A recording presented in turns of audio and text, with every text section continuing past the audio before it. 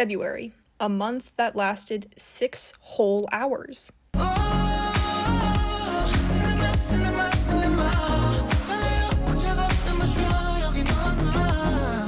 Cinema. 6.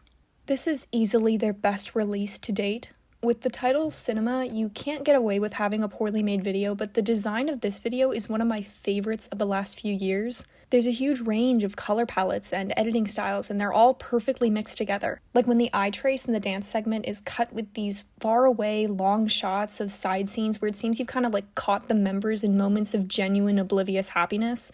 I love the low, yearning melody and the lyricism. I love emotionally driven pieces, and I'm a huge fan of the immortalization of youth and emotion, which is part of what draws me to TXT so much. What I like about 6 is that they're the tonal opposite to TXT. Where TXT is sporty and vivid and a little obscure, 6 is more muted and moody and somewhat pensive. I think it's really great to have two groups like these present in the 4th generation.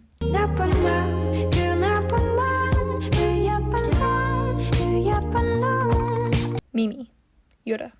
This reminds me of Daniela Andrade, that sort of indie carpet and wallpaper pop. A lot of breakup songs or betrayal songs in that style have this sound of inevitability and really sour acceptance that Yoda totally nails. Mimi is a song that you would hear muffled through the wall while you're doing your homework and someone in the next room is having absolute heartbreak. I love that style. Little boxes that contain entire lives, moving from room to room with no real exterior world to intrude on whatever small moment is holding all of the importance. 난 여행하듯 기억과 기억 사이로 계절과 계절 사이로 Memory. L.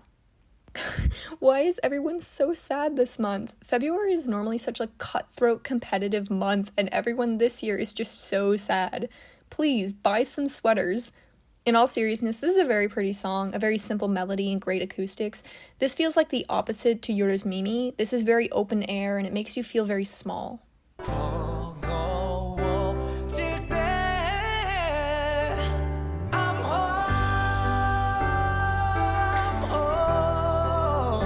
Home. Gahu. This song is a good listen for sure, and I for one love the romance between guitar and piano, but most of all the way he commands absolute control over the music and his own emotional performance. I love Gahu's voice, love the presence and the firmness, but God, he looks so cold. Holy crap, did they have to freeze him to make this video work? Why is he so cold?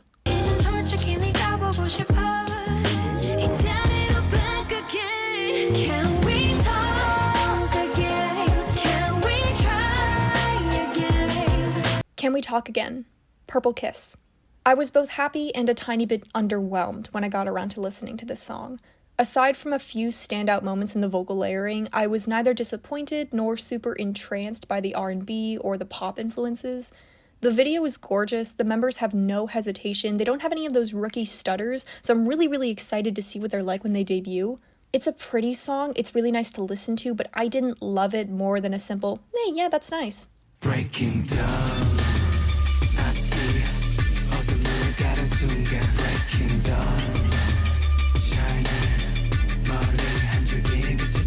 Breaking Dawn, The Boyz. Loving The Boyz is so gratifying, we just get to receive. Whether you're a fan of beat drops or gorgeous synchronicity or pink hair, you're always feasting at the house of Boyz. I love that they decided to only wear shinier and shinier jackets each comeback. The song transfers from that uber cinematic trill in the verses to a really mechanical drop and that low growl, and that could totally turn some people off, but it hits the spot for me. The delicious shift from Korean to English to Japanese totally turned my head. When I was watching the video for the first time, suddenly Hyunjae says, "I'm confused" or "I'm hesitating" in Japanese, and I was like, wait, that's definitely Japanese. Was this a Japanese release the whole time? Nope, the song is just trilingual, because that's how the Boyz do it.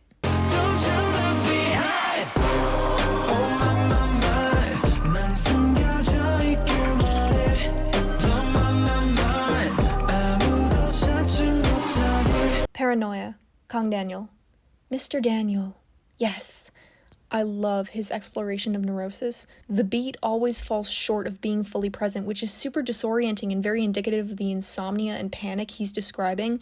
This song is sonically unsettling. Daniel's voice sounds always on the brink of exploding into yelling or maybe another register, and then it just gets forced back down with each new monster in the lyrics. The lyricism is some of his best yet. I don't actually know if he wrote the song, someone tell me down below. But regardless, the song translates those fears into sound beautifully.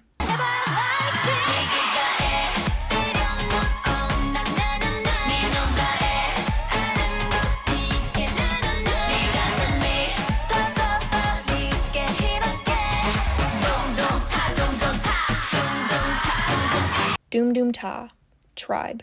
After seeing all the, quote, girl swag marketing and the buzz phrases the company was using to try and make this group seem totally conceptually new, and hearing how astounding this debut was from random people on the internet, I was not surprised at all when this turned out to be just a typical K-pop song. I don't want to be tired of Future House, but I am.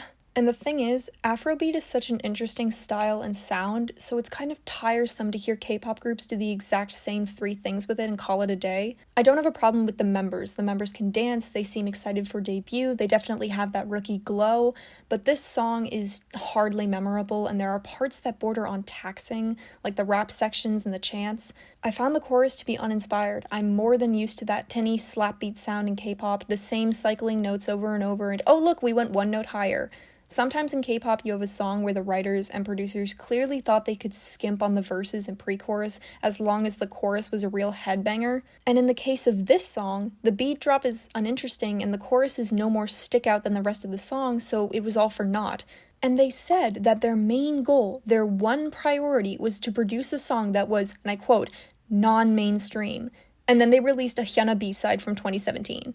This company is so married to the idea that quote-unquote girl swag and quote-unquote be yourself girl boss are such out-of-the-box, unmined concepts in K-pop, but that's pretty much all we've seen for the last few years. Listen, turn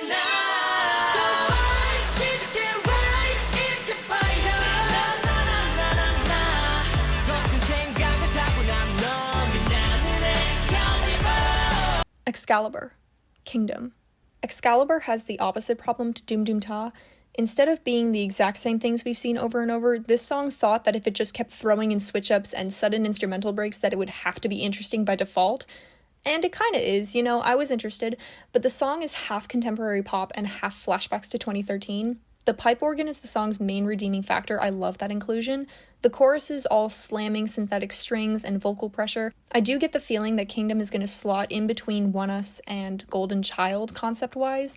I think they spent most of their money on the fashion in the music video. The second verse is the most interesting part, and I love when the violin suddenly inhales like in a horror movie. I can totally see this being someone's exact style of song, so if you like One Us or Golden Child, go check it out, tell me what you think.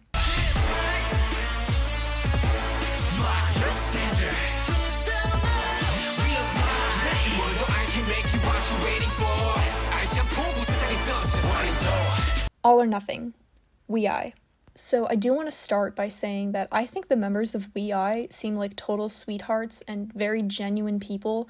Their group dynamic seems really close, and I just want the best for any former members of One the Nine. However, I never want to hear a boy band member tell me that he is so danger ever again. The lyrics are a bit outdated and unimaginative, and the production seems to throw in these random bits of synth to jazz up the sound.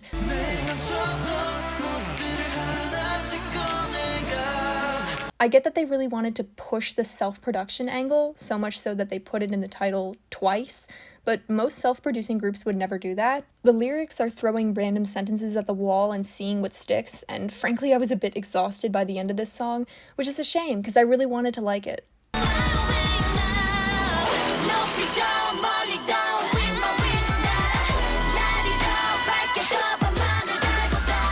Wings, Pixie. Yeah, this is a gorgeous music video. I see a lot of potential for this group, and there are some really interesting concepts being floated in the video, but I wasn't totally sold. I think there needed to be another draft or two of the song itself. The pre-chorus is atmospheric, it's me, and you,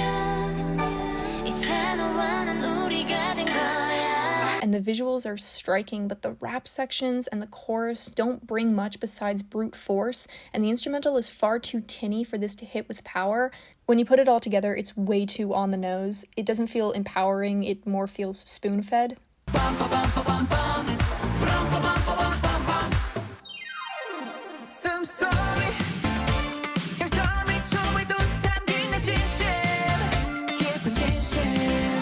Beautiful, beautiful. ONF.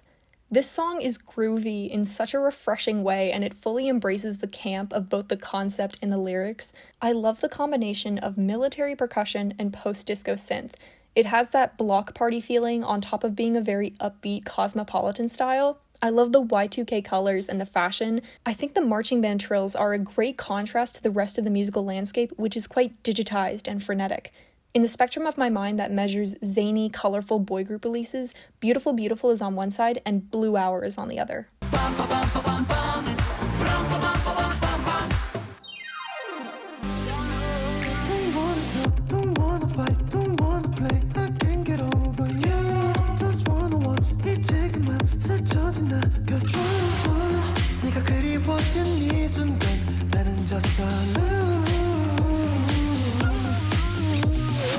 Lose.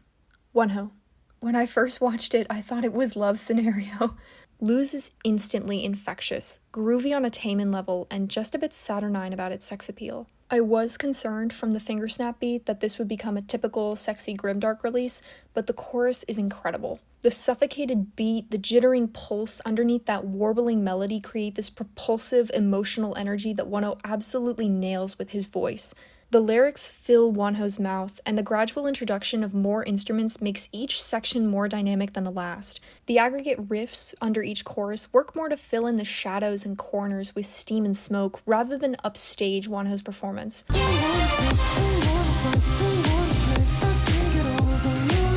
The final guitar makes a cameo right at the end and perfectly mimics with strings the feeling of ripping off your shirt. I think some people are gonna box this song into the just like every other pouty, rainy, look at my abs, baby girl kind of release, but there is a lot to be thankful for in that production. I'd seriously give it a listen if you haven't yet.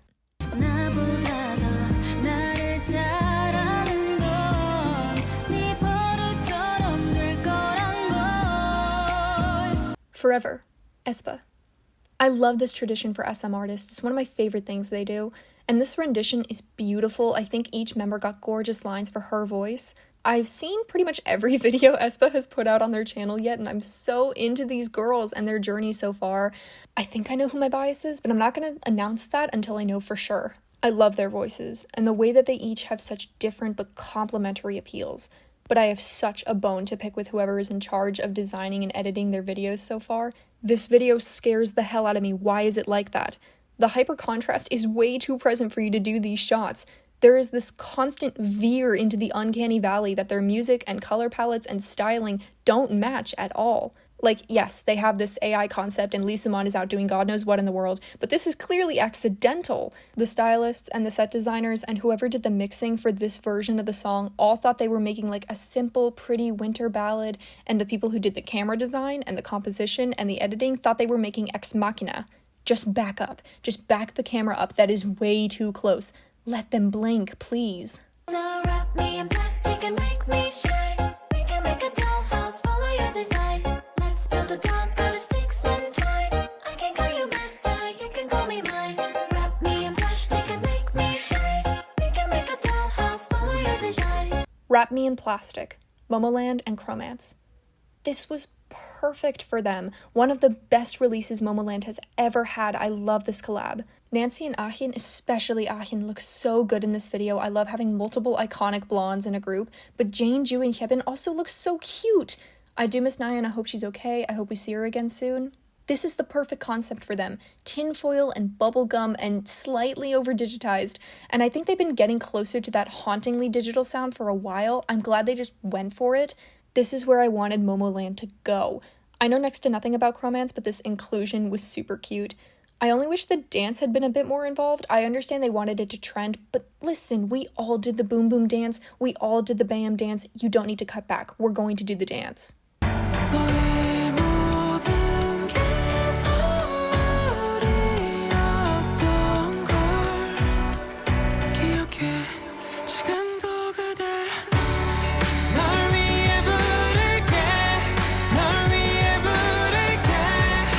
Encore. Got 7. I love the guitar in this, and the out-of-time, out-of-space percussion. The repeating encore in the background is very sweet sounding. This song has strong notes of joy in all the melancholy. The bright stamping beat in the pre-chorus and the lilting vocals bring out a lot of hope in the heartbreak. I think the variations in range keep every verse intriguing and heartfelt. Where the lyrics could have stayed sad and it still would have been powerful, I like that the chorus was firm, statements about their future and their message that they hold as facts, not just promises. A very good song during a very sad time.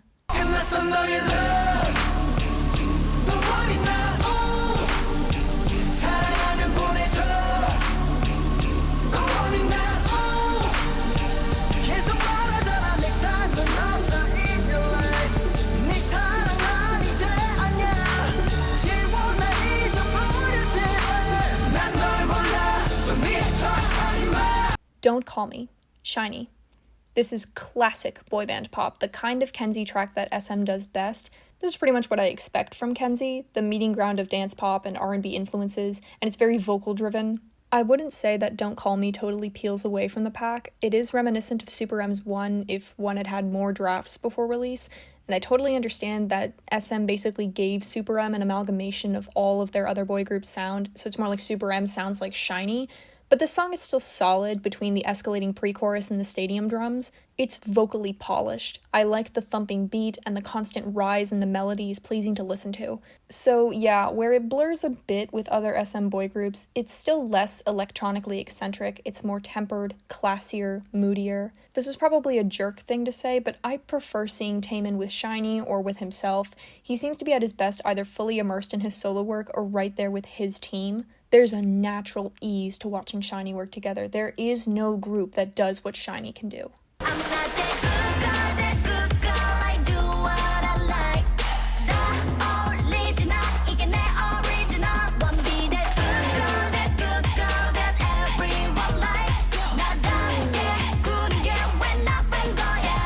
Good Girl, Hyuna. Yeah, I like this so much more than I'm Not Cool. This feels like classic Hyuna, from the beat to the vocalizing and references to dubstep breaks, down to the styling, which is at points quintessential bubble pop. One of Hyuna's best qualities is her ability to sing totally different from how she raps. She is a full group unto herself, and she can give a song duality with nothing but her voice. I do hope that they paid that dancer well for getting hit in the face with Hyuna's jacket collar. There's more throat in Good Girl than I'm Not Cool, and each of the sections are just catchier and well cut together. I also appreciate that P Nation is giving her pretty much the same production level that she was getting at Cube back when she was starting as a soloist. I love the casual inclusions of her own sexuality after getting so much flack for her relationship and her concepts. Good Girl says out loud that she hasn't been scared off the block. She talks about saying she looks bad, and she's not just saying people judge her unfairly and that's wrong, but it's more like she's saying, cool, if that's your standard, guess I'm a bad person. Whatever. I like that a lot. I like that she's chosen to make herself the main character of her life.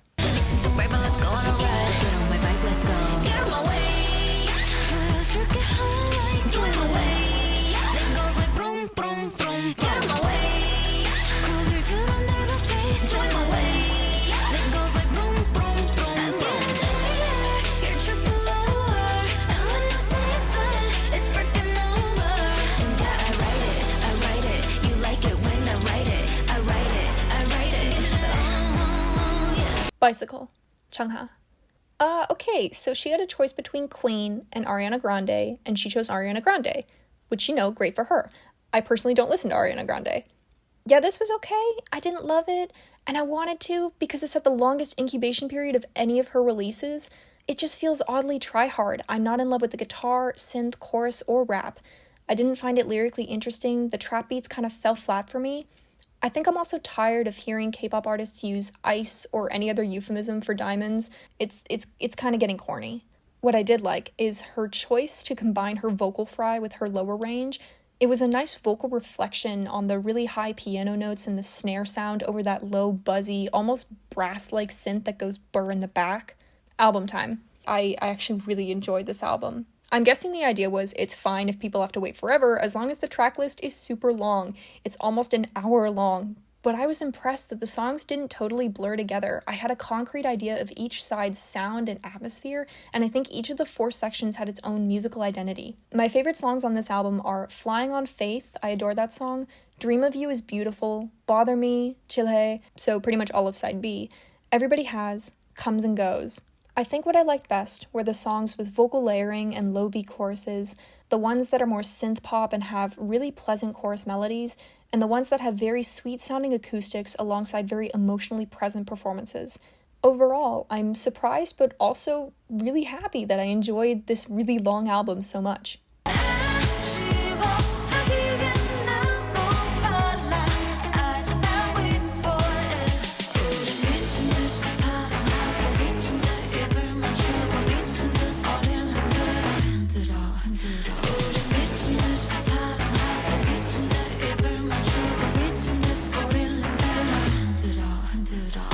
Last but not least, Tail, Sunmi.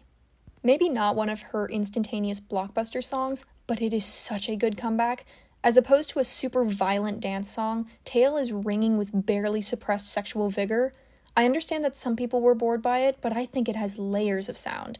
The long, quiet rolls of guitar under the verses, turning into stylish, more overt strums under the pre-chorus, and finally the full effect of low, dark riff in the chorus punctuated by saucy upper chords. Tail has an underground flavor, with the muted heartbeat pulse under the high city synth whine, and the shift from that glossy dive bar hum in the verse to a scratchy feline wail in the chorus. The last chorus is my favorite, where her voice finally breaks out over the singing and you can feel the fullness of her fervor. I also love that Sunmi pays a lot of attention to the female gaze, playing up the sensuality of hands brushing hands, eyes catching the light, and legs sliding under clothing. Even without the Catwoman inspiration, there's a slightly social edge to the video, how women are liars or trash or crazy when it comes to discussing their own experiences, and the video is adumbrated by this shadowy male presence. Sunmi's persona here isn't just one of reclamation, but one of ferocious revenge. Instead of being commercial sexy, Tail is bawdy and sometimes delightfully grotesque, and Sunmi is downright fearsome about her sensuality. Her sultry voice, punctuated by the intense, suggestive choreography and the very unsubtle lyrics, make this my favorite release of the month.